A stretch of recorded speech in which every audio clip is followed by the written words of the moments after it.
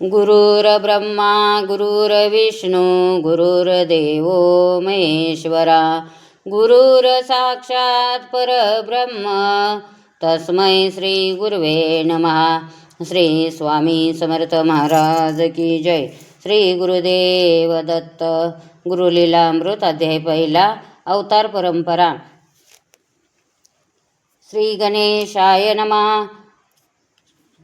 असो मूळ मानसपुत्र सनकादी महापवित्र ब्रह्मासृजी विनाकलत्र सृष्टिवृद्धिकारणे परिते ब्रह्मनिष्ठ परम निजानंदी पावले विश्राम सृष्टुपाधिरहित निष्काम होनी तटस्थ राहिले दश संख्या पुत्रानंतर मरीचादी ऋषीश्वर स्वशरीरापासून सत्वर विधात्याने निर्मिले तया माझी दक्ष एक कन्या निर्मिल्या तये अनेक कश्यपात्र दश देक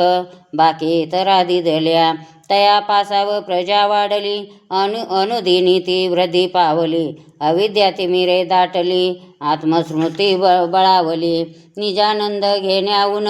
दूरदुरी चालले जन वासना प्रबल झाली जाण जन्म मरणी शिनले पातक वाढू लागले जीव दुःखे बहु गांजिले मोह जाली गुंतले सुटके नेंती उपाय देकोनी ऐशी जीवस्थिती दया उपजली भगवंती महाविष्णू अवतार घेती मोहनाशना कारणे पालनाधिकार विष्णूशी अवतार कारण बहुत्याशी महेश तेही कार्यविशेषी भक्त पालना अवतरते ब्रह्मा विष्णू महेश्वर त्रैमूर्तीचा अवतार एक रूपे महीवर दत्त एकची जाहला अत्री मुनी परमपवित्र सती अनुसया तया कलत्र पती सेवा अनुमात्र कदा न चुके माऊली अनुसये ऐशी सती विरळा आढळे अवनीवरती धन्य धन्य तो काल निश्चिती ऐशी रत्ने जय होती ऐशी ही महासती कीर्ती पसरली त्रिजगती सावित्री लक्ष्मी पार्वती त्याही ऐकती नारद मुखे स्त्रिया अंगी मुख्य गुण आयुष्णता थोर जाण सती महिमा परिसोन तळमळती निजांतरी प्रत्येकी निजपतीसी हट्टे विनविती वेगेसी सत्व हरोनी अनुसयेसी व्रत भ्रष्ट करावे मानुनी स्त्रियांची वचने तयासी देती आश्वासने सत्व हरोनी एक क्षणे परतोनी येतो आताची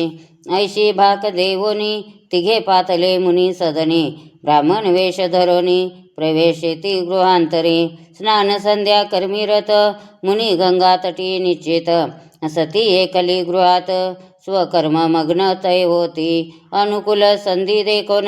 चित्ती हरुषले तिघे जण दीर्घ शब्दे बाहून भोजन मागती सत्वर म्हणती आम्ही उपवासी बहुत व्याकुळ शुधापाशी पाक करोनी वेगेसी अन्नदान करावे सती झाली बहुविस्मित ऐसे एक ऐसे अतीत प्रभात काळ अवेळ निश्चित पतीही गृही नसती पै श्री स्वामी समर्थ महाराज की जय।